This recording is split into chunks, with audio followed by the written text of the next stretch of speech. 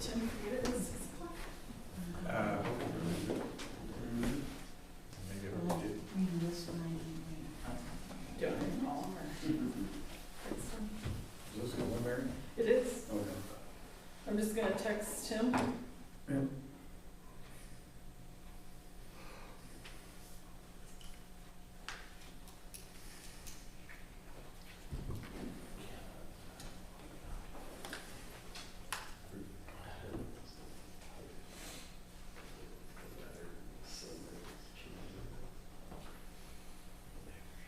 We can either wait or we can start and we'll just record the time when he gets here, whatever you wanna do. Or we can wait a couple minutes. All the recorders are on, so. Okay. But, oh, we need a quorum. Yeah. We have to wait. Have to wait. Where are you going? Jeez. I was gonna say, are you the alternate or what? I can come. Just get started in Oh there. my goodness. Oh, There maybe. it is.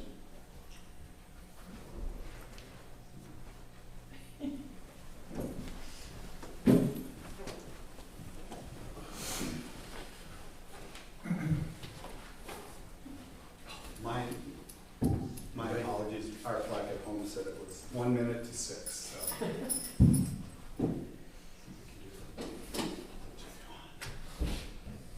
You ready? I am. All right. Welcome everyone on this Monday, October 9th, 2023. It's 4 minutes after 6. I'll get the meeting going. First thing we'll do is Pledge of Allegiance. I pledge allegiance to the flag of the United States of America and to the republic for which it stands, one nation, under God, indivisible, with liberty and justice for all. At this time, I have one comment. Our condolences go out to Councilman Anderson and his family for the passing of his mother. Our thoughts and prayers go out to them in this troubled time. Okay. Roll call. Myself, Larry, and Tim are here. Missing is Councilman Anderson and Mayor Brandon.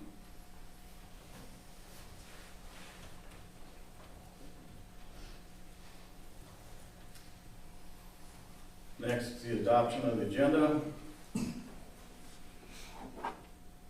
It looks good to everyone to have a motion. You have a motion. I'll second. Motion second, any discussion? Nope. Nope. Nope. All in favor, say aye. Aye. Aye. Aye. Passes. Adoption of the consent agenda. Do we have a motion? You have a motion. I'll second the motion. Motion seconded. All in favor, say aye. Okay, Aye. we'll just have a Oh, couple discussion? discussion items. Discussion, yes. Thank you. There were a couple things in the fund balance report that I just wanted to, either highlight or ask our clerk treasurer a question or two about. One is the escrow fund. I don't remember that, and I'm not sure what it is. But there's a $10,000, almost $11,000 balance there, so. I'm answered, kind Okay, do you want me to just go one by one? Okay, you can answer.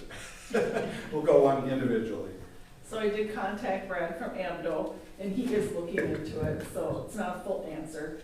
It looks like whenever we collect escrow money for whatever project it may be, that's where those funds get reported to, and then if those funds are returned, that would be where it comes out of.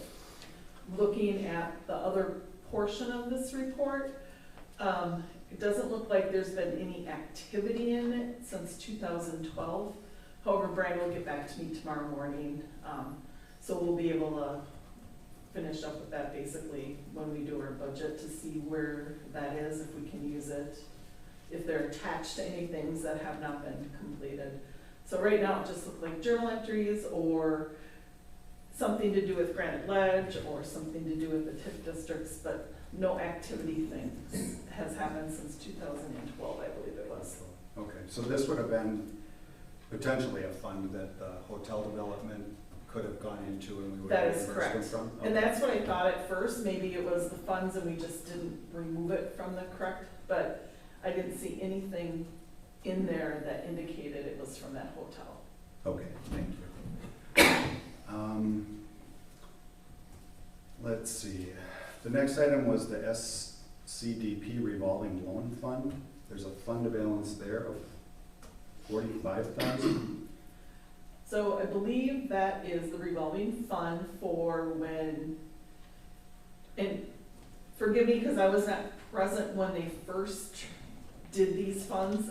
I only was here when we collected money.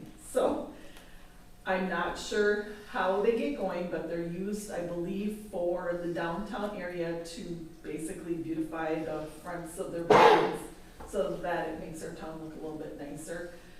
I believe it has something to do with the county as well, but it's revolving as it's going in and out. So when they pay it all off, then there's more funds available. Okay, I don't know exactly how that works. okay, so something we as a council can look into then. Yes. And I think the last item I'd just like to highlight there's a future agenda item, or a agenda item later tonight about Wanigan. The charitable gambling fund, there's a little more than $21,000 balance there. And I think it'd be informative if the council could understand what those funds can be used for. So just before I came in here, I did look, it's called an LG 510. It's a form that you have to fill out yearly to the state gambling board. And you have to disclose how you use those 10% funds that we receive from the gambling establishments. There are rules that are attached to it, so tomorrow morning I will give gambling control a call. I don't believe they're open today because it was a holiday. And we'll see if there's any reason why we could not use it for Wanigan Days or Lighting Festival as far as community events. Okay. And that's the 10% we get back from The charitable gambling in our community. Correct. They reimburse us that, okay.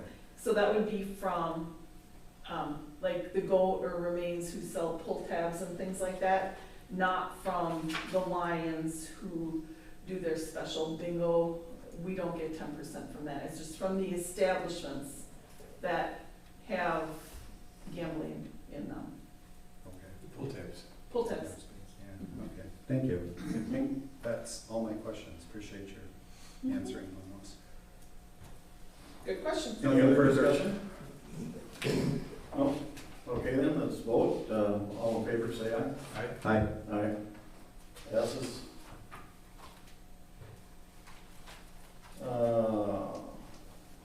Approval of the previous minutes.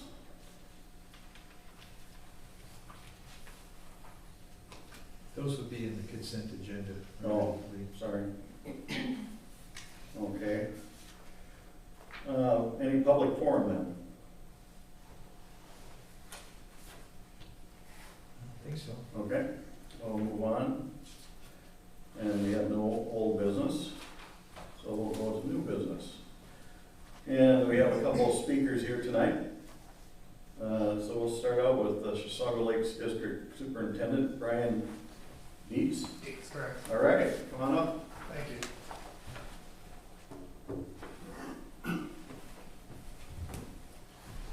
Thank you for having me here tonight. I appreciate it. City council members, city staff, my name is Brian Dietz. I'm the superintendent of Chisago Lakes School District.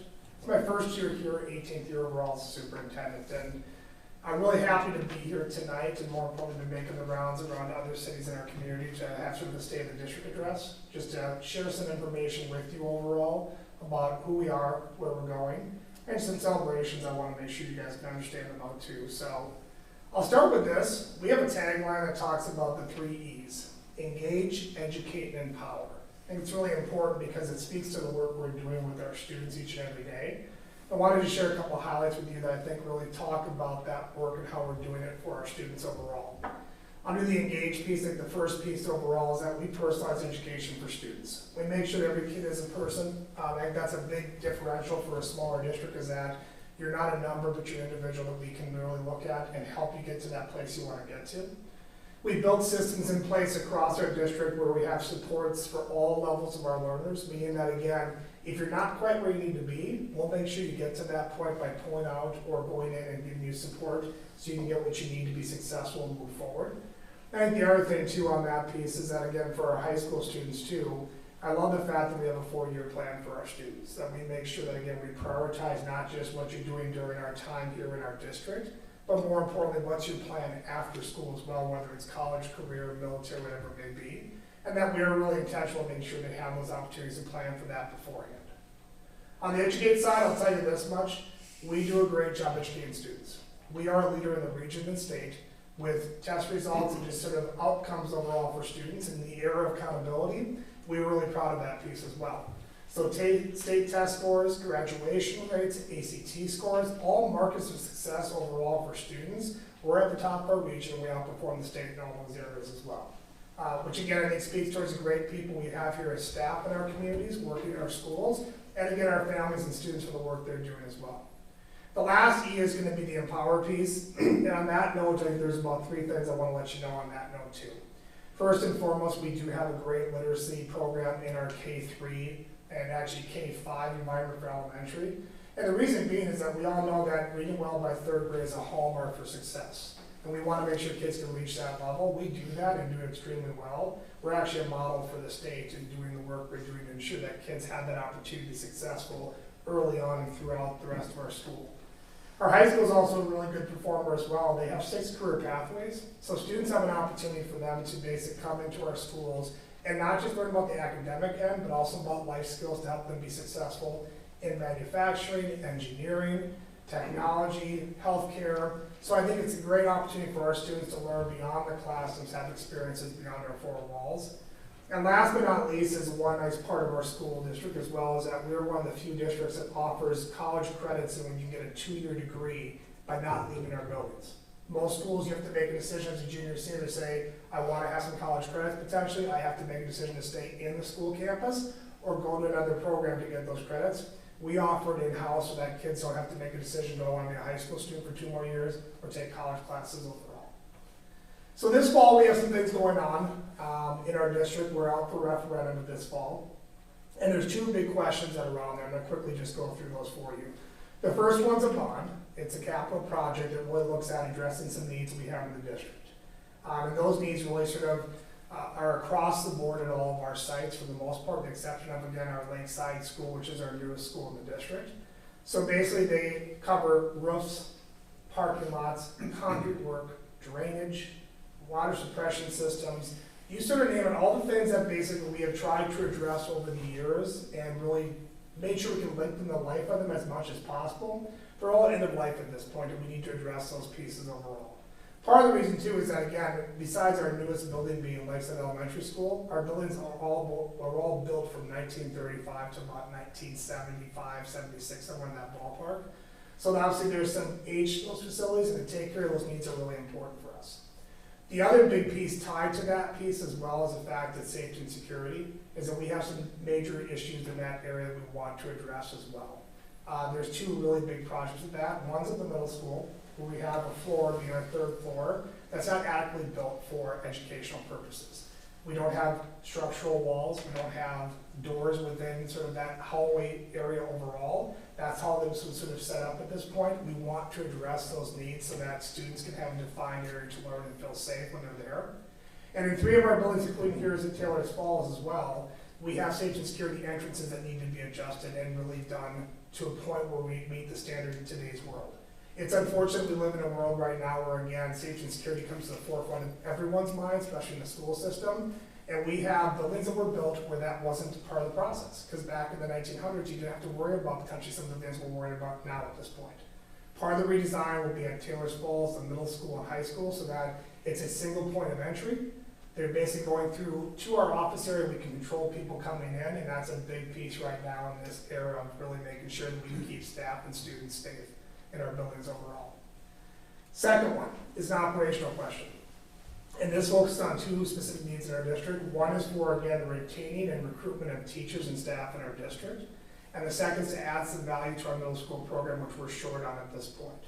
Just so you know that just like everyone else, we understand the workforce and the pipeline everywhere is really short. It definitely is in education as well. Our teacher preparation programs, not only in the state, but also across the country, are at all record time lows. I was actually at one of the universities today talking to some of the people in the program, and they had sort of reported that again, they're at the lowest numbers they've been at for a long time. They don't see recovery happening very soon. We want to make sure to continue the excellence we talked about up front, bring in really good people that are going to come in for people that retire, that are going to basically leave the profession or just move on to a different opportunity or experience. We want to make sure we fill those with really great people and continue that excellence in our schools. The other piece as well is the fact that we lost about 10% of our staff every year for the last 3 years. We see that trend probably continuing. And right now we're all competing for the same people. So putting ourselves in a position of strength to make sure we get good people here is going to be important for us moving forward. The other piece is the middle school I mentioned about. We have our 6th grade program where we're lacking a couple pieces that will make it whole. One is another teacher in our core instructional areas to have that team concept overall for our students. And second is elective opportunities. We know that, again, a well-rounded education is really important. So not just offering the basic course, which we teach in every class across our district, but having opportunities for arts, some of the hands-on things for our 6th grade population is something we've been missing for a while, but like to add back to our schools. Okay, a couple more points I want to make sure that I'll take questions you may have. As we think about these pieces, especially coming new to the district, I think part of my journey this summer was to really get an opportunity to listen to people and learn our story a little bit. And through that process, that was part of our decision making and making some of these decisions about going out for a referendum again. One thing I wanted to let people know about was there's a number of reasons why we make those decisions. The first and foremost piece is that, again, if we have any major facility issues or additional costs that we have operationally, we are the one entity in government that has only one mechanism to go ahead and levy for that piece or bond for that piece, and through a referendum. We can't levy taxes, so when we make decisions to go out, it's because, again, the costs are at a point where we don't generate that much money. Our major funding comes from the state, and this is a mechanism they set up for school districts across the state of Minnesota for us to go and ask for those funds overall. So I want you to understand that piece. Second, there's also issues with the fact of state funding in the state of Minnesota as well, and there's two key issues with that. One is the fact that, again, we talked about school funding and inflation. And since 1991, it's not kept up with inflation at this point. So over a 30-year period, if it would have kept up with inflation for our school funding, which is our major source of revenue to run our schools, it would have generated another $5,355,885 million of revenue. If we had those dollars, we would not be asking our public for support. We obviously spend time talking to our legislators and lobbying them for more support in this area, but that's one of the gaps we have. The second one is this, and this is an important one. We are one of a handful of districts across the state that basically have inequity in financial funding in the state of Minnesota as well. I think we can all agree that, again, your zip code shouldn't dictate the type of dollars you get for your kids, and every kid should be funded equally across the state of Minnesota. It doesn't happen right now. So here's an example I'll give you. In the city of Hopkins, for one taxpayer dollar, it equates to $7.16 of funding for the schools. That same $1 Chisago Lakes, $2.92. This has been an issue for a long time. I spent most of my career fighting for this piece down at the legislature in St. Paul, but it's something that has to change because in our minds, every kid deserves that same opportunity, the same funding to get the same experiences we all richly deserve for our own kids and the people in our communities. The last piece is this. One aspect that we talked about in our levy campaign to our referendum campaign was we want to make sure we heard people from before. In 22, we asked for a lot of resources, and after looking at that piece, one thing we were intentional about was saying, you know what, it's not affordable, we need to come up with a different ask and reprioritize what we're doing. I want you to know that between last year in 2022 and this year in 2023, we dropped the ask by 61%. Meaning that we had a question for $1,150 and we dropped down to $355 at this point. The tax impact's important too. We actually had a question last year again that if both questions passed, it would have basically been for a homeowner with a $350,000 home, $33 a month in tax impact. This year, because of what we're doing, that same two questions on the table at this point would only impact taxpayers with $17 a month impact for taxes. We cut that down by half. And the last piece I think is important too is that as we look at these long-term projects, we recognize too that taking care of them in today's dollars are really important. So here's an example of that piece. Last year, for the same projects I sort of mentioned in the capital question, our bond overall, that was about 19 million and change, almost $20 million worth of projects. In the span of 10 months, the projects increased in basically the dollar amounts to do them to 23 million and change. We know that by waiting longer, we put a greater impact and burden on our taxpayers. So I think we're trying to say, if we can address them in today's dollars, knowing that these are not 1 or 2 year fixes, they are multi-year, 10, 15, 20, 25 year fixes, we can do it in today's dollars and we'll save our taxpayers more money by doing that. Let me end with this. I'm big into celebrations because of the fact that we are doing a lot of really great things overall in our schools. I wanted to share a couple with you at this point. I mentioned about our 6 career pathways. I want you to know that we have a technology and engineering pathway at our high school, and they were acknowledged with the State Award for Excellence overall for the work they've been doing unanimously this year in September. The neat part as well is that this same group will be recognized and have an opportunity to win an international award for the work that's going on here in Chisago Lake School District. So yeah, really good things happen here overall. Second piece is, I mentioned today I was at one of the universities. We are working hard on university and also business partnerships. We recognize the value of having partners come to the table and provide that opportunity experience for our students so they can grow exponentially and we can have sort of, again, that classroom didn't stop with our 4 walls. It actually goes beyond that piece. So we're actually really looking towards some partnerships that are really key and strategic for us moving forward, which we'll talk about in the next few months as we sort of solidify those pieces. And last but not least, I think the one piece too that's really cool for us is that we've had the opportunity to be asked to come and present across the state at this point for some of the work we're doing. And it's a pride point for us, and it's a pride point for our communities. We can't do this alone. We need people like you and our community and citizens and our families and students to do the great work they're doing. Because again, you can't raise a student on its own. It's basically the community that comes together to make that happen. So I just want to thank you for the opportunity to be here today. I want to thank you for your partnership. I want to thank you for the opportunity to hopefully come back every year and just share some pieces with you so you can hear about the good things we're doing to hopefully bring value to the community of Taylor's Falls and our entire district overall. So thank you for your service and thank you for your time today. And if you have questions, I'm more than happy to answer them for you. I just have a comment. We moved here 35 years ago for 2 reasons. One was the school district, and we moved to Taylor's Falls because it was a beautiful community and it was affordable.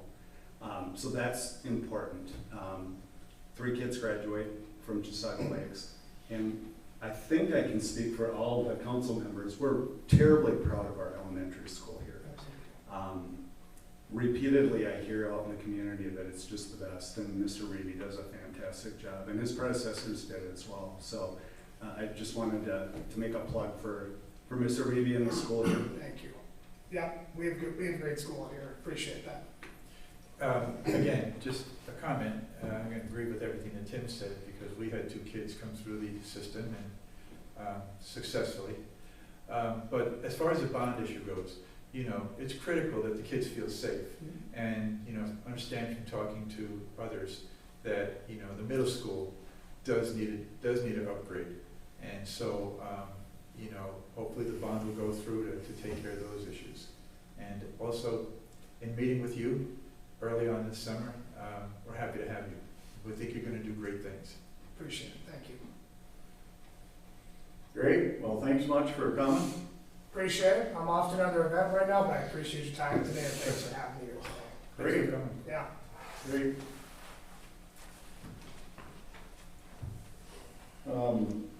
This time we have Aaron Olson is here. Well, have him talk to us for school board. All right. Do you want to stay with the agenda items in order? The next thing on there is rezone. Do you want to do that or do you want to do them first? I figured he could get out of here and Okay. go to his next thing. Right there? Yep. Thanks for coming. No, thank you. Thank you for having me. I really appreciate it. Let's go next here.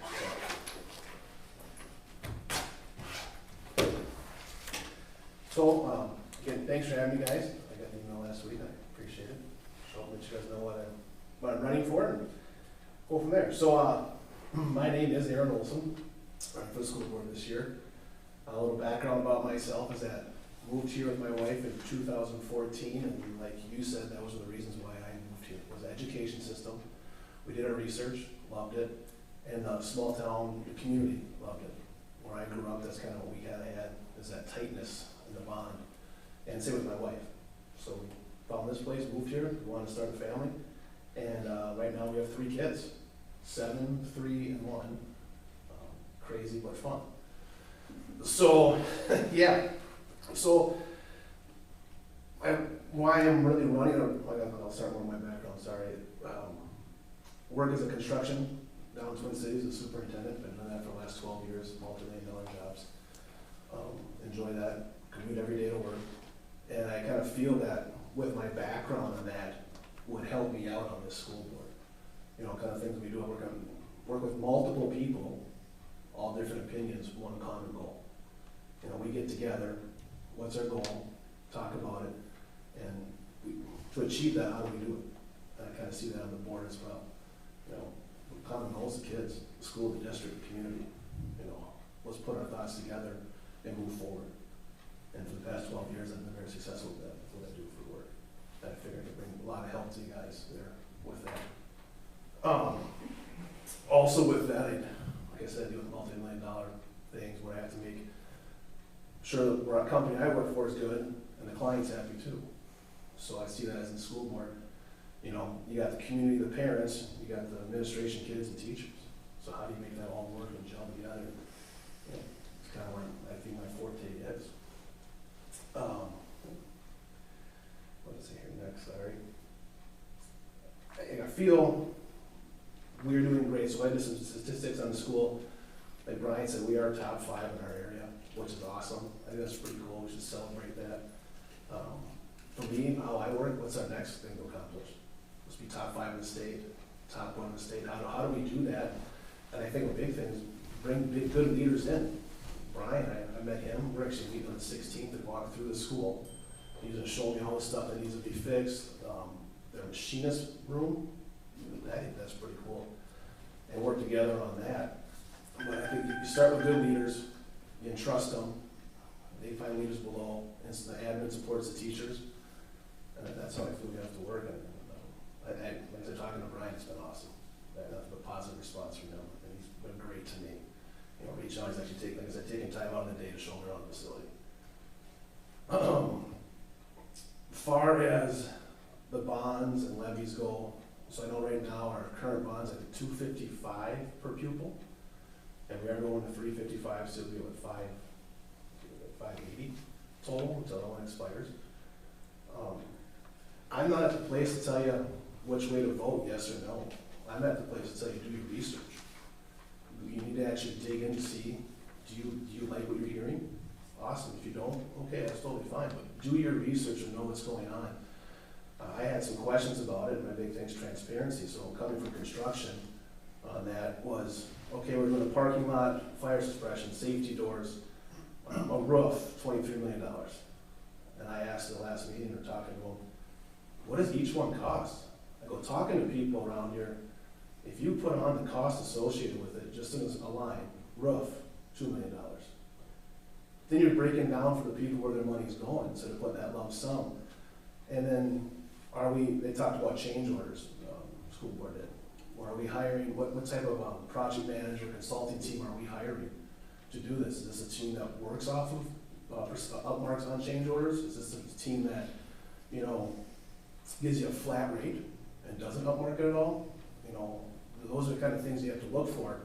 And when talking with them, I said, you know, I think some of these things, if you have to look at them, I can help you guys out. I think some of them might be a little too high. And that's where I would love to help on that. And so that, like I said, ask for information as much as possible, make your own decision. You want to do that. I've been telling everybody that's asking that question. I'm not going to leave one way or the other tell you what to do, besides get out there, ask questions, get your own information, and I'll provide whatever I can for you.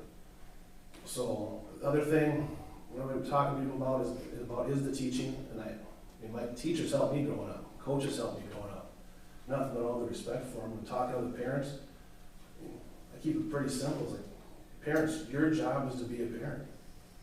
And your job is to raise your kid with great social, political, and moral values.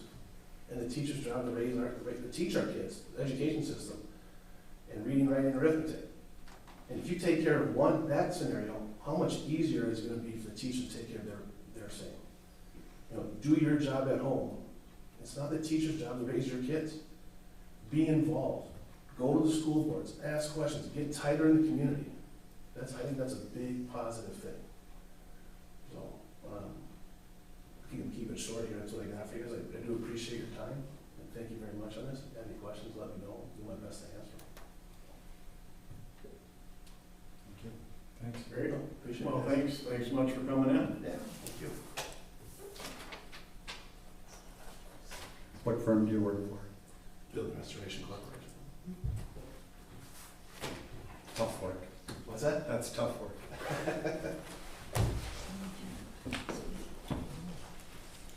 Okay, we'll move on to the rezone, 343 and 349 Government Street. Elizabeth will take care of that, our zoning administrator. Good evening. Evening.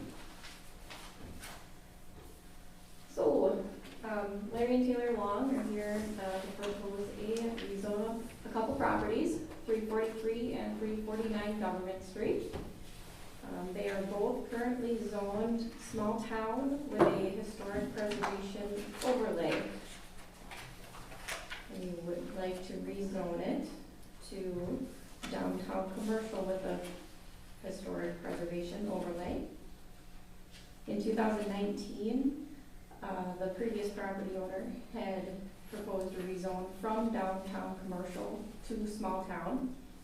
And now they're proposing to rezone it from small town to downtown commercial.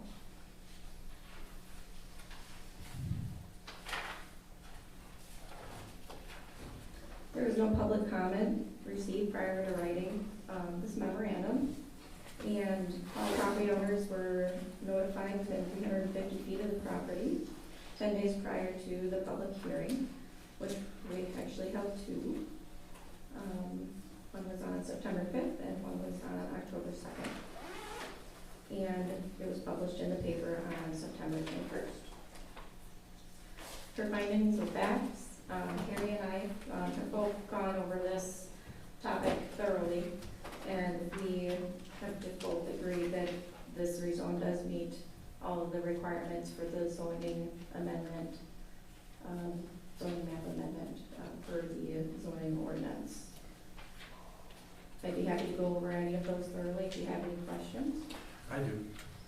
I was reading the finding of facts from the Planning Commission, and in the October meeting, 223, it says there's a note here: the comprehensive plan does not allow properties to be rezoned from DC zoning district to the small town zoning district, which was what was done previously. So that was okay then, but it was done, right? It was done. I'd have to look at if there were any changes to the comprehensive plan at that time. I don't know if you fellows know, but if the comprehensive plan has been the same, then no, that should not have been done in the past per the comprehensive plan. And Brian Oman pointed that out, and I do recall reading that in the comprehensive plan. I should have attached it, but I have to go dig it out. Okay, so that happened, but That did now happen. it's okay to do small town to commercial downtown. Yep, and that's a good question. So I think the concept behind that is, on the main strip of downtown, you've got residential, all of downtown is surrounded by the small town residential areas. And there are some residential properties in the downtown commercial district. And so since we're really restricted with our growth between like the river and the bluff, and Highway 8, kind of going down the line, it's hard to grow our downtown. We're very limited. So I think the concept there is, if a residential property goes to downtown commercial, Yeah. that's kind of like hold the spot in line. We're growing that way.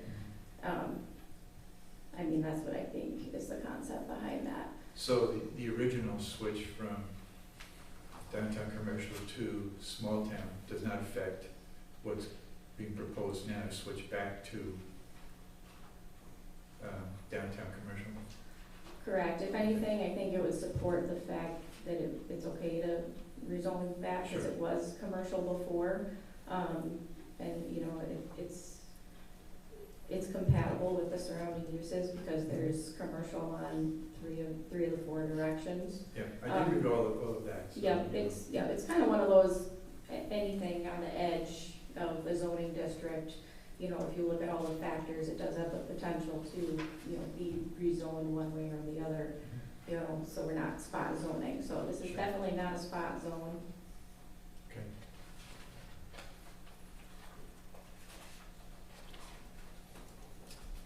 Any other questions on the requirements or finding of facts section? No, it's very thorough. Okay.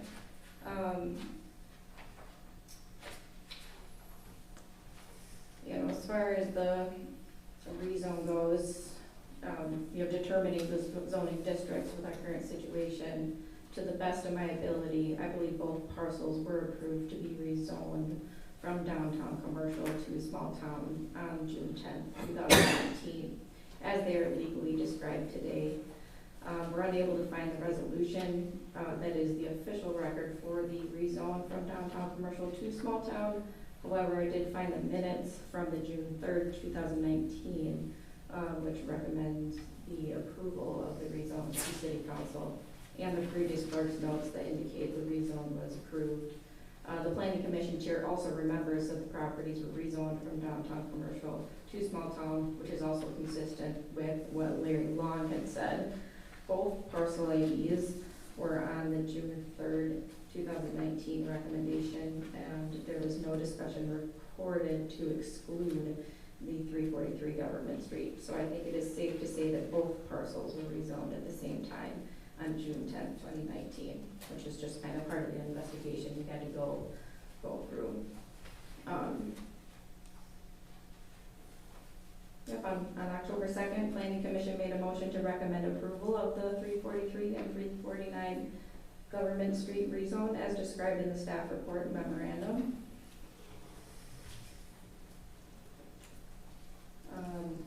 There's some investigation going on the legality of the split that happened right before the rezone.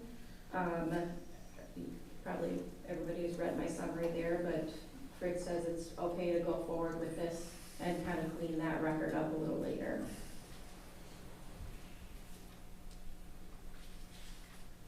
Any questions? So would rezoning it to commercial district put any limitations on continuing use of a bed and breakfast if that's what they decided to do? Nope, so in the ordinance that I have at my desk, it is handwritten in there that their short-term rental is now approved as a conditional use. I haven't looked back at the minutes on that, but I'm assuming he wrote that in there for us all in reading that it was approved. So. This just adds to the flexibility of use. It does, yep. I think the only question would be, you know, do we require a different conditional use permit if they wanted to continue the bed and breakfast, which I don't think they do. And from our discussion at Planning Commission was no, we don't think we need to.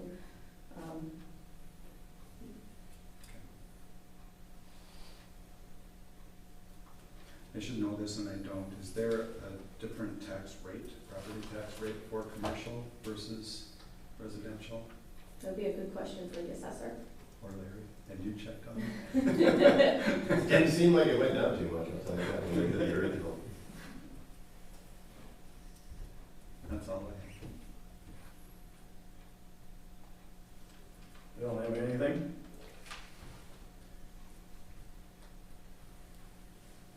We're good? Okay. So then do, have a motion to approve resolution 23-10-00? I'll make a motion that we approve Resolution 23-10-00.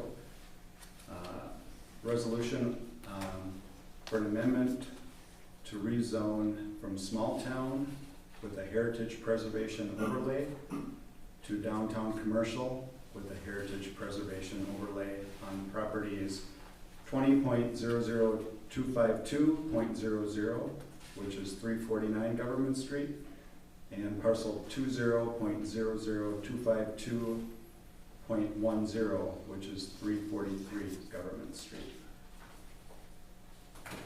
I'll second.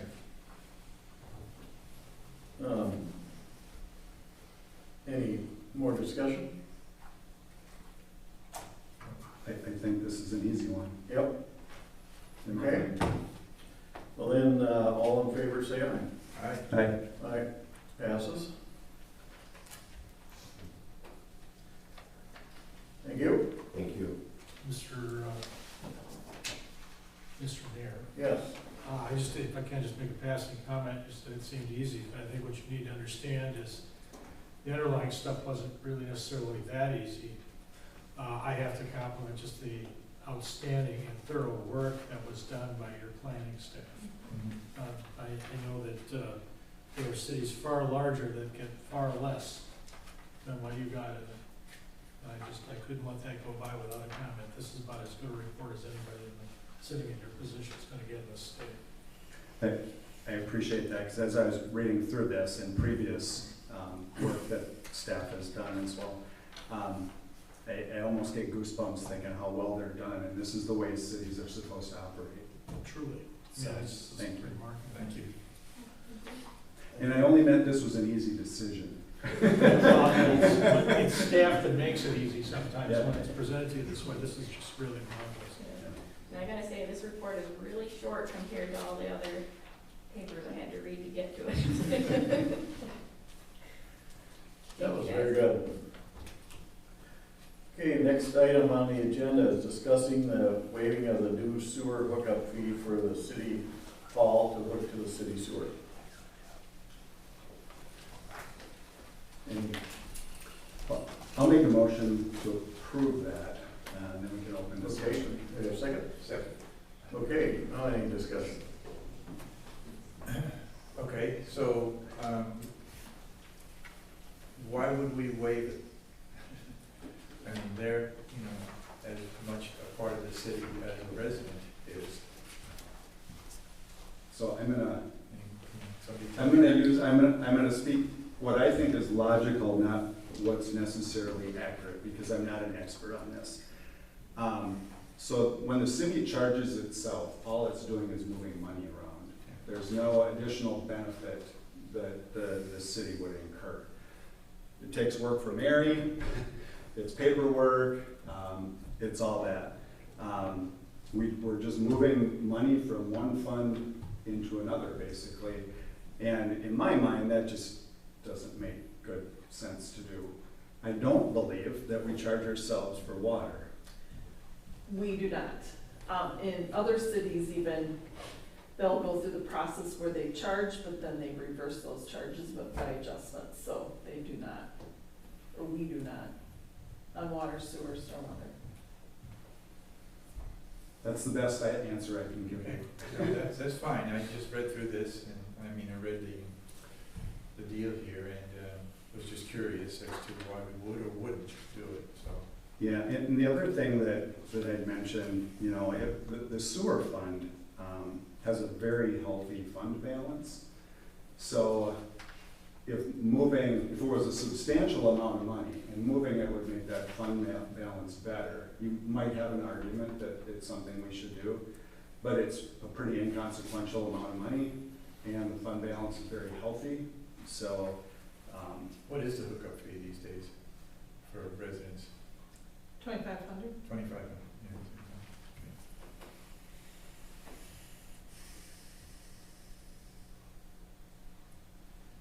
Not that 2,500 in and of itself is consequential, but when you look at our fund balance and the reserves we have there, it really is. And they're more than we need them to be, so unlike the water fund. Ready to vote on say aye. Aye. Aye. Passes. Okay, on to Lions Club lawful gambling application.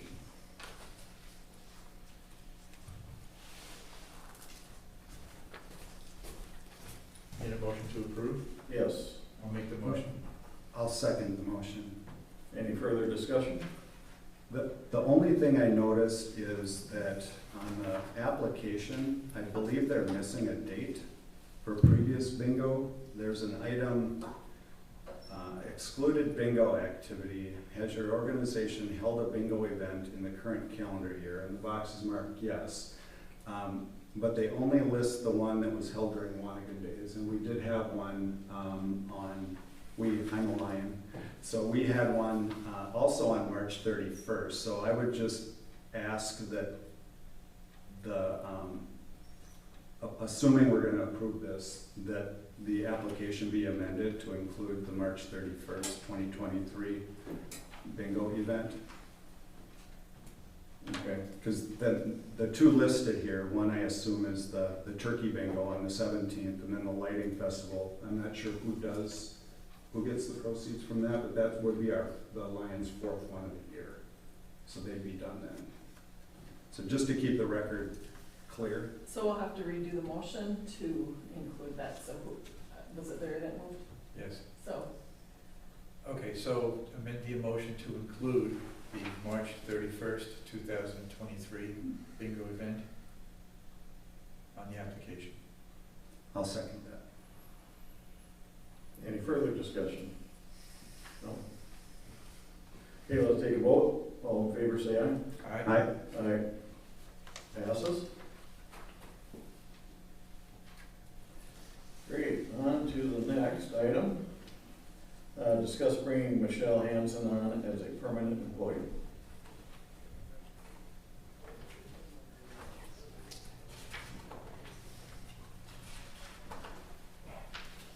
Well, I'll make a motion that we open this up for discussion. Second. Okay, discussion then? Can I ask who forwarded this as an agenda item? Do we know? it was, I believe, Brandon. Okay. She has met her full hours for the temp agency, and because of that, they felt that it would be in our best interest to move it forward as a part-time employee, along with it would be cheaper to be off the contract with the temp agency. So the 32 hours would be considered part-time or full-time? So she's working 32 hours now. The 32 hours based on the salary would actually still qualify her for pair benefits, because anything over, I believe this $485 per month, it would not be part of the exclusion report for PERA. So she would have that. The rest of it, I believe, I haven't looked at the employee handbook, but I know you have intensively, and I'm not sure if that qualifies full-time or part-time. Yeah, I should have looked at that piece a little closer before I came up. What I can say is it should, 32 hours should equate to, the benefits we give are life insurance and paid time off, basically. I know I did when I was here before at 32. Same thing with between the zoning administrator when we were moving around, and this was like 5 years ago, so I don't know currently. However, Steve Heff was on with 28 hours, and with his agreement, he qualified for the life insurance and the other full-time, so. And if it's not, that's something we can tackle at a future meeting too. But in my mind, I'm thinking 32 hours a week would be a benefit eligible position. And Mary's correct, the PERA, I think is $5,200 or $5,400 a year, which equates to what you had said. So regardless, PERA benefits would be paid. It's just whether or not it's, life and Well, paid time off.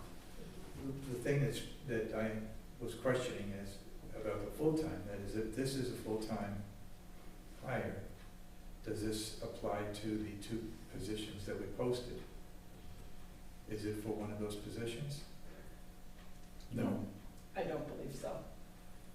I think the main objective was to get her out of the temp agency so the city wasn't paying additional costs. Yeah. Okay. That's the basic reason, from what I understand anyway, too. So is she being hired as a temporary employee then? Part-time? Well, part-time is different than, you can be part-time permanent, you can be full-time permanent, and you can be either temporary too.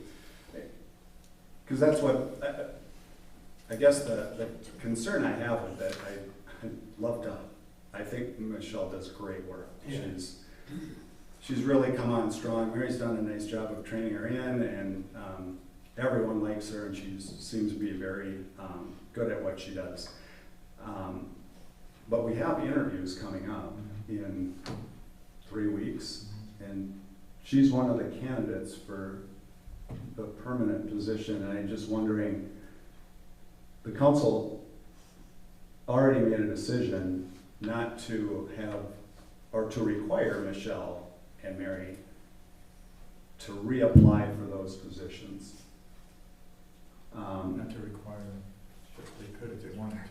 Right, if they wanted to, they had to reapply. Instead of appointing them. And this seems like it's going against what the council had decided several months ago. And again, I struggle with this because I'd love to say, yes, let's do this, because I really appreciate what Michelle does. But I think it would be counter to what our process would be. We've talked about that before, and considering that the interviews are taking place and she's one of the final, was it four candidates? I would prefer waiting until that process is through instead of bringing her on full-time. And by the off chance she isn't hired, then we're just terminating her again. So it seems a little premature, and Well, unless we just, alter the wording. I mean, all it says is permanent. I mean, we could say, we could call it a part-time position. or temporary. It would be, temporary. Yeah. I wouldn't have a problem with that. Yeah, because I agree with you. She's done great work. She's a great asset to the staff.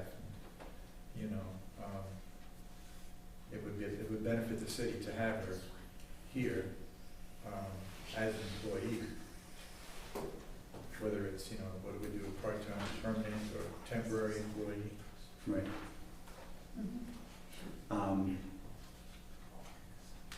And when Mary mentioned her hours, she's filled her obligation of hours. The number of hours she worked, there was a cutoff where if we hired her before that we would incur a finder's fee. And I forget what the percentage was, it was like 20% or something like that. We've surpassed those number of hours, so that requirement falls away now. So we wouldn't have to pay that.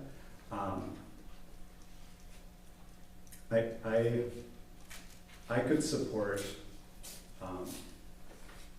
again, as much as I'd love to say, let's bring Michelle on, we have a process in place already. As a permanent employee, we have a process in place already.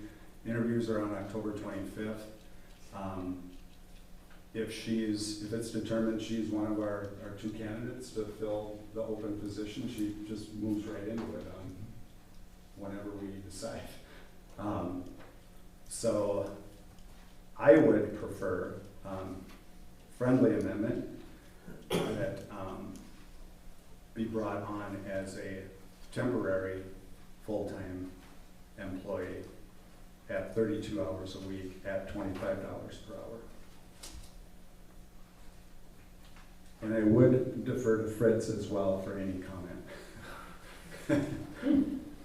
Well, if the concern is you don't want to create a problem because of the subsequent interview, then I would suggest what you do is you pass this and make it subject to whatever the subsequent decision of the council would be. In other words, if you did hire somebody else in that place, you could say in this, that this is not intended to say anything beyond hire until the time that there's a decision ultimately on the position. And I think you could say that without getting yourself into any kind of difficulties. I understand that what this is more than anything, an effort just to transition smoothly, if you will, from a situation where you were dealing with a third-party contract vendor and putting it directly under control of the city. There's an unusual circumstance here, but I'm not sure whether or not that contract is timing out right now. I mean, my assumption is this is here before you because it is. So it makes some sense then to say, okay, we're gonna do this, but with the contingency that it does not go beyond whatever the decision of the council ultimately is for this position. Because this is the position that's being interviewed for, correct? Well, we have two, so it's unclear what was intended here. I assume it would have been for the clerk position, but I'm not sure. Well, but my suggestion would be that you could adopt this, but with the stated understanding that this is until such time as there's a decision on those other two positions, whenever you decide to fill those, if you do. So this could become permanent if you don't fill those, but on the assumption that you do fill one of them or both, or in particular this one, then you could cut it short. As long as you state that here clearly, that that's your intention, that shouldn't cause you a problem. What do you think? You have an opinion on this, Mary? I don't. This one's up to you guys. Now who's being political? Not my job. Well, and I just wondered too, I'm thinking out loud now, going into an interview process like that, the message it would send to the other candidates. Right, so we kicked the can down the road and tabled it. What I don't know is whether that would actually cause a problem, whether the contract is terminated or not. I don't have that information. Kicking the can down the road, I think usually I interpret that to mean no harm, no foul. We can make this decision later. Here, there might be a harm, and I don't know whether that's true or not. So currently with the contract, we have met the hours, and as long as we don't make any decisions tonight, she can stay under that same contract. We're still paying the same amount, the additional monies to the temp agency, and she would stay as their employee and not come over to the city. If you decide to hire her part-time or however you want to do that, then we remove her from the temp agency. She becomes an employee of the city, and that would be the difference. So we're just getting rid of the temp agency by bringing her over. And then however else you want to word this. My only concern, though, if I can just say something, Ms. Mary, is that I remember reviewing that contract, and I don't have it in front of me now, but what would make me nervous is if there was some kind of an automatic renewal provision or a 3-month penalty provision or something like that if you don't notify within a certain period of time your intention to. So when I did reach out to them when we were at the end of the hours, and I said, what do we need to do? What are our next steps? Do we continue with this? And they never mentioned, but I did not go back and look at that contract. But they did not mention that there's a limitation on the amount of time. So that part I don't know, but I did reach out to find out what the next steps, the next options, if we choose to hire her or not hire her. So that would be something we'd have to look at, I guess. And let me say, Mr. Mayor, members of the council, I don't know. I'm trying to remember something that I read a while ago, but that would be my concern, whether or not there would be a deadline in there and you might find yourself automatically renewing, certainly not for a year, but maybe for an extra month or two more than what you want. Right. I think it was basically brought up for the cost savings, you know. And I did work in the 2024 budget, this salary with benefits was a slight savings over, over what we're paying now. Mhm. Because they're paying all her benefits now. And then there's obviously their administrative fees and profit on top of that. So it came out to 29. Theirs was like $30 an hour, and at $25 an hour, ours would be 29. So there is a slight savings. Yeah, I guess, I don't have a electronic copy of that agreement on my laptop here either, and fortunately it's at home. I wouldn't see any harm or foul in doing this on a temporary basis. To hire her on a temporary. To hire her, yep, to hire her on a temporary basis at $32 an hour. $25 an hour. 25, thank you.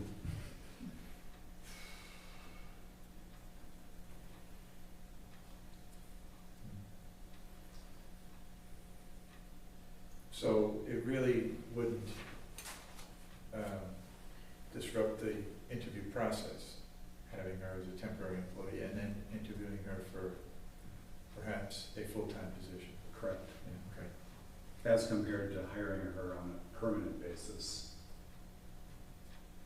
Right.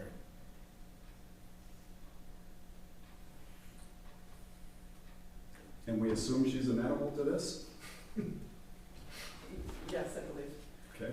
Well, We can't speak for her, but No. we'll assume so. So we do need to change the wording here, right, on what we're Yeah. gonna do? We would. Take out permanent And go with temporary. and go temporary? Okay. Right, can I have another motion then? So we'll make the motion to hire Michelle Hanson as a temporary employee up to 32 hours a week at $25 an hour. Have a second? I'll second. Any more discussion?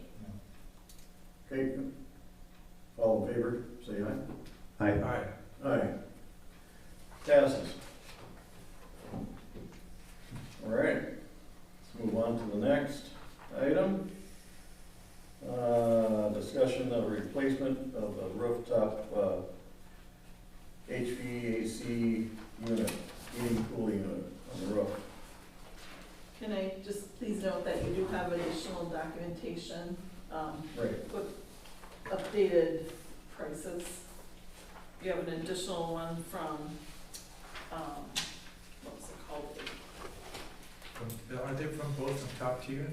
No, there's top tier Aerotech. and then Aerotech.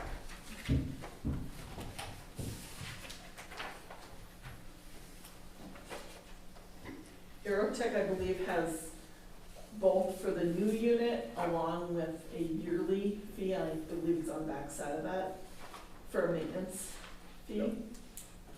Yep. And top tier, one of them that you see is for the new unit and the second one is for the service agreement per year.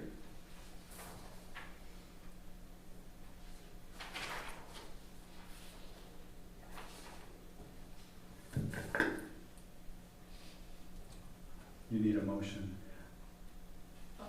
I would make a motion Yeah, make motion. that we engage Aerotech to replace the rooftop HVAC unit.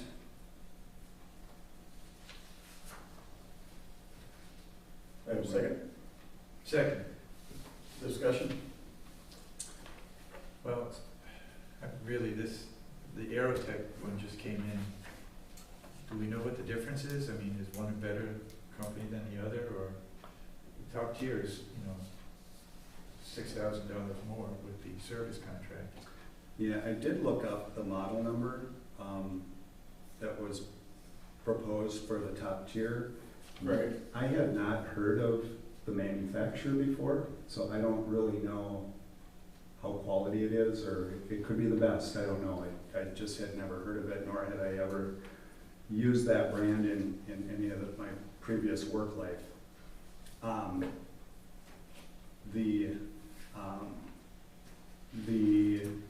5-ton is the same, the size of the unit is the same. Apparently it fits the curbing on the roof as well. They both included full installation costs, including the use of a crane and a permit for that. Aerotech is quite a bit cheaper, and they're local. They're in Lindstrom. They installed a unit at our house 2 years ago and did a fantastic job. They had a couple of local Chisago Lakes graduates working for them, and they did fabulous work. So they're not paying me to say this, but they were fantastic. They were price competitive. When we bid the work out for our home, they appear to be here. So that's the research I did. Also, just reading through the Aerotech one, the Train is a good, very well established, well-known, reliable brand. And it comes with a better warranty, apparently. What was the brand of the top tier? Oh, boy. I might still have it here. I couldn't find it.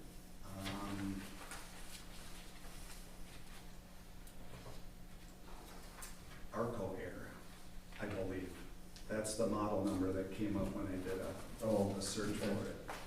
Arco? Arcoaire.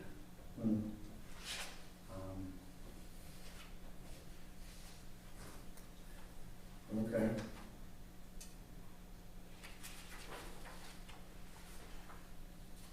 Then question for Mary. Do we have money enough to pay for a new unit? Yeah, where will the money come from? I don't know that. I would have to say it's probably gonna end up coming from, I believe there was, let me look here.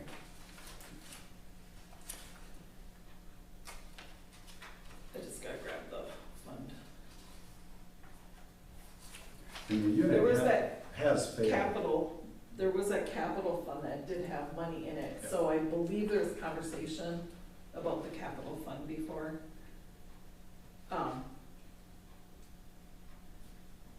Yeah, it's a But it's, worthy question to ask. Mhm. It needs replacement. I mean, we do have fund balance. actually, I think it was it special project, not capital. Capital was the equipment fund. Yeah, I'd have to look. So we do have, we have the special projects fund, which has a $12,000 balance, which comes close to paying for this. And there've been no strings attached or projects in mind for that money. We also have the capital equipment fund, and I'm not sure what the limitations of use on that are. I think the capital equipment fund was for the fire trucks and the public works, wasn't it? So that's what they were using, if I remember on the budget sheets, which, And we do have, now that we've moved our funds around and started cleaning things up, we do have what appears to be a pretty healthy fund balance in our general fund as well. Right. So I think between the special projects fund of $12,577, we're only needing just over $1,300. Yeah. Other than that, I would feel comfortable Aerotech? with Aerotech, yeah. Okay.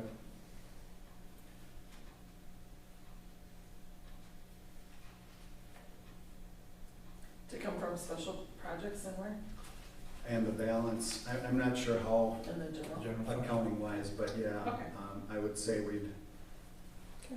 I don't know if we need to keep $1 in the special projects fund just to keep it alive, open or not, but I would say, zero that one out. I would recommend zeroing that one out and taking the balance out of the building account for the The city. general fund or The general fund, yeah. yeah. Okay. I can't remember which It's a 101. account that is. Mhm.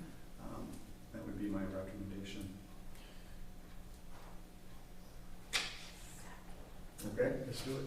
Okay. All in favor, say aye. Aye. Do you need a? Oh, do we need a motion or The- different formal motion? Well, you had the motion to engage with Aero Tech Okay. to replace the rooftop, so like it said here, and with the money coming from the special projects fund for 13 and the general fund, the balance. Okay. Is that correct? Yep. Yeah. Okay. I'll make that motion. Okay, second. Second? All in favor, say aye. Aye. Aye. Aye. Motion passes. On to the Lumberjack Enterprise contract.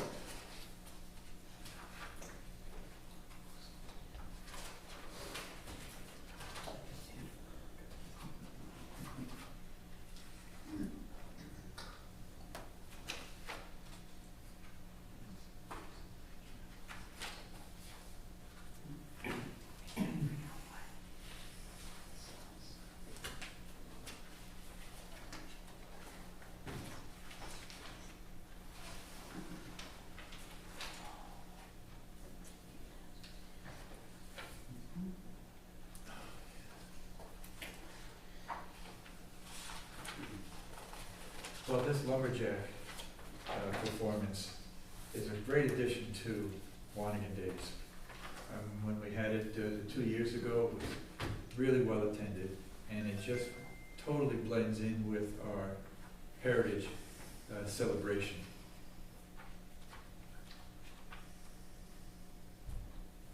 Yeah, I think it'd be a good addition. I do as well. Just to open things up for discussion, I'd like to make a motion that we engage Lumberjack Enterprises to provide us entertainment on a date to be determined. I assume it would be Saturday during Wanigan Days. But the single day, I assume we would want, I think Brandon had mentioned in the $4,000 range, 4,200 or something like that. Yeah.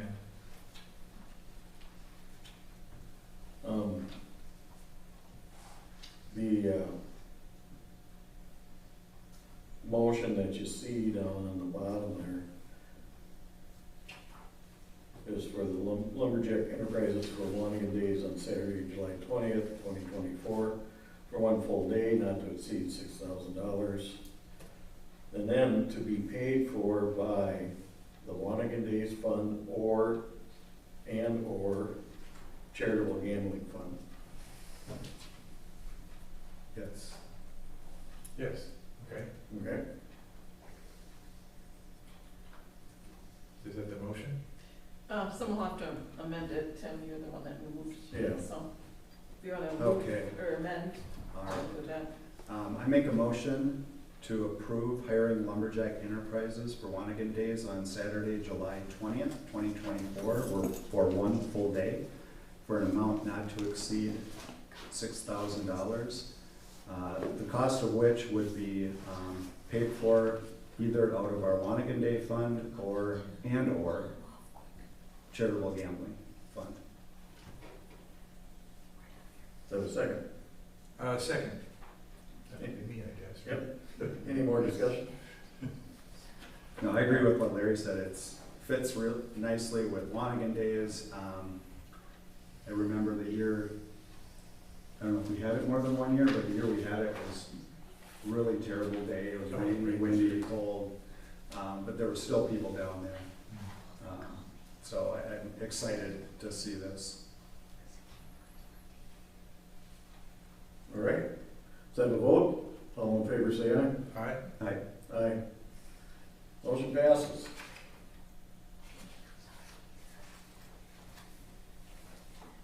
Great.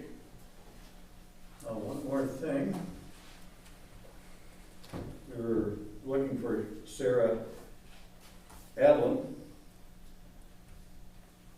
She hasn't showed up yet. She's gonna be here about 7:15, so I don't know. And by my clock, it's 7:15. Okay, so the sheet says arriving around 7:15, yeah.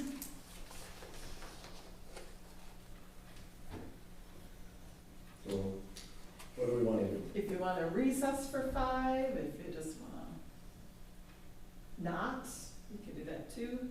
I know she was trying to make it here though. Brandon had set that up, Okay.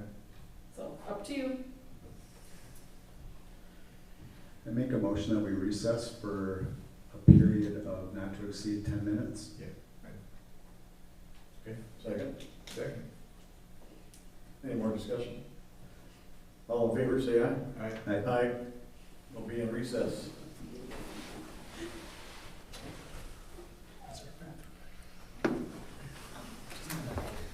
Your door. No, you have to stay out for 10 more minutes. Not to exceed 10 So- minutes. Could have been one. We're waiting for you. They just did. Oh. We just went on recess. Well, I'm here. All right. I just got done with the meet and greet, so I've been talking a lot, so let's do it. I can just roll right along. Yes? So I would make a motion that we reopen our meeting. Have a second? Second. All in favor, say aye. Aye. Aye. Great. Now we have our last speaker of the evening, Sarah Adlin. Adlin, there you go. There you Very go. Norwegian. Running for school board. I am. I'm actually your current, one of 6 on your current school board, running for my seat. Thank you for inviting me to speak. This is great. I'm getting as many places as I can in the district right now. My husband and I moved here about 10 years ago for the schools, because we have excellent schools in this district. Actually, we kind of moved here because he wanted to get goats, and we were living in New Brighton.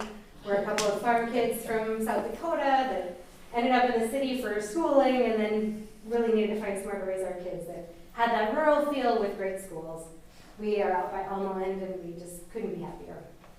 I'm the mother of 3. I have a freshman and she was a senior last year, a freshman in college at the U of M. And then I have a 10th grader who's on the marching band and the cheer team, so you've probably seen her smiling face around. And I have a 6th grader that just braved the middle school from our little Taylor's Falls school, and he's doing great. And started traveling basketball tonight, or my family would have been here, but we're driving in all kinds of directions these days. Since I moved here, I have been an avid volunteer in our schools. My kids all came up through Taylor's Falls, which is really a unique school experience because they can start at preschool. So my son was in there for 10 years.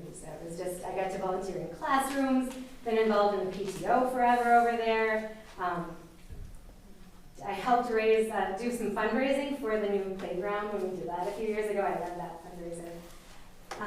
And the thing I'm most proud of there is I brought my work. I worked for a group called Doing Good Together. We're a nonprofit.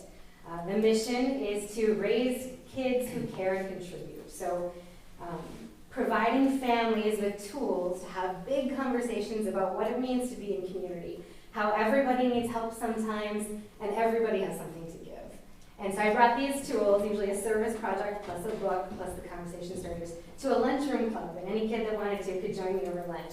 And we made cards for the folks up at the lodge, and we made stuff for the hospital, and it was a very nice opportunity to be with the kids, and from what I heard from the educators in the building, it really changed the tone. The kids started helping each other more. It elevated the kindness level across the school. Fast forward past what I call the dark times to 2021, and there was an opening on the school board seat, and some of the people I've been working with at Taylor's Falls and some of my parent friends called me and just said, would you please apply to this position? I never thought of myself as someone that would want to public speak or be in the limelight at all. I work from home. I spend a lot of time in a very hermitage sort of way. But when they asked that question, I thought, you know what? Objectively, I could do this work. I have an economics degree from Concordia over in Moorhead, Minnesota. So I love spreadsheets and balance sheets. I have a school from the Humphrey degree down at the U. Which means I've been trained in cost-benefit analysis and best practices research. And more importantly, I've spent my life working in nonprofits, where we keep the work focused on the mission and we keep the budgets as small as we can while aiming all of the spending we have to spend at our mission. Feels like a good fit. So I spent 1 year working on the school board, trying to get everything up to speed. I took every training I could, came in at guns blazing. Last year I did run for my seat, but my family had received a fairly scary diagnosis, and that was my full-time, helping my child through that diagnosis was my full-time job, and I basically just stuck my name on the ballot and crossed my fingers and came in a really close fourth. And I thought that was the end of it, but then I got the call again in May or April, whatever it was this year. Would you please step up for our kids? And when your community asks you to step up on behalf of the kids and families around you, there's only one answer. So here I am again. I spent the summer talking about bonds and levies and the needs of our district and the needs of our kids. And now I'm on the ballot again. It's not where I intended to be, but I'm happy to do the work. I'm the kind of, to speak to my fellow board members, I'm the kind of board member that does the research ahead of time. Every issue that comes before me, I tend to make some phone calls and find out what more do I need to know, what I'm missing. And I consider, how is it going to impact our kids, our families, our educators, our staff, and that big mission on our wall, like learning for all. It's my only agenda. I don't have an axe to grind. I think our schools are doing some fabulous work, and I could talk to you all day about that if you have questions for me. But I will keep it brief because I have no idea how long you've all been here this evening. I don't need to take up too much of your time. But I'm happy to speak anywhere to anyone, so if you'd like to have me come up and answer questions anywhere else too, I'm available. But at this point, I'll just say, what do you want to know about the work of the school board and the levy and bond situation we've got on the ballot? What questions can I answer? Well, the superintendent was here to kick off the meeting. Oh, so you know all of the great things going on. Well, he discussed them in great length, the Yes. bond and the levy. Yes. And so, but I would ask you, if you could just, spend a few minutes talking about the progress that the kids have made since the pandemic, based on what the teachers did during the pandemic and the extra training they got, and bringing them up to speed. Yeah. Brian likes to tell that story too, I know, but especially because I have kids that lived through this, we know this was hard on everybody, and these kids, when you label it learning loss, it sounds like they did something bad, but this is a thing that happened to them and they're navigating through. And it's our job as educators and a community to help elevate them past it. That's just my personal feelings on it. So when I take a look at what we've done in Chisago, I'm so proud because we took, and this was a decision made before, I can't take any credit, this is before my time, but they chose to invest some of that COVID money into our teachers and our educators, into a program. It's letters training. It's basically like taking a master's level class in literacy coaching. And it's like the real nuts and bolts, phonics-based, science-based, how do we really help kids read as early as we can. We've trained all of our K-3 teachers and all of our interventionist teachers all the way up. So they all have this training. And it really shows that one snapshot test score that we get graded on, that is a useful piece of information. But it's much more exciting to me to see this training went in 3 years ago, and we can see the year-over-year improvement of these kids. And they've gone from like the 50th percentile to the 70th percentile, which is testing at an Edina level with at Chisago dollars. And we're going to watch that over the next few years trickle kind of all the way through our education system. So it's things like that I think we're doing really well. We're actually, Michelle Rackenbach is our literacy coach right now, so she goes to all the teachers. That's a position we won because we got this training in faster than anybody else in the state. And they're in Duluth right now winning the state award on that. So it's one of those things, like, it's really exciting to see that kind of progress when you think we've been teaching reading to kids for hundreds of years. Like, ooh, we found a really efficient way to do that. That's exciting to see. Thank you.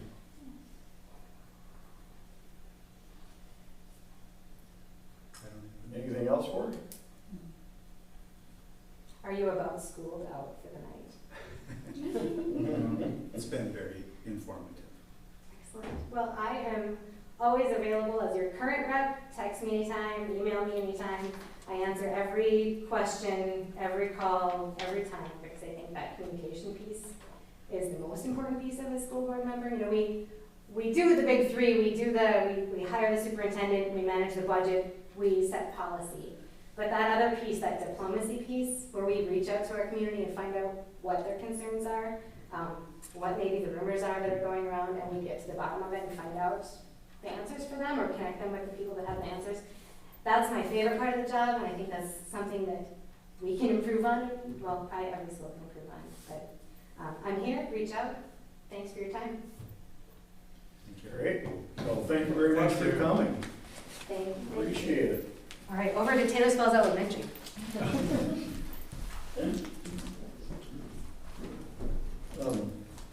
Anything else? Motion to adjourn. I'll second. All in favor, say aye. Aye. Aye. Aye. Meeting's adjourned. Ruthless efficiency.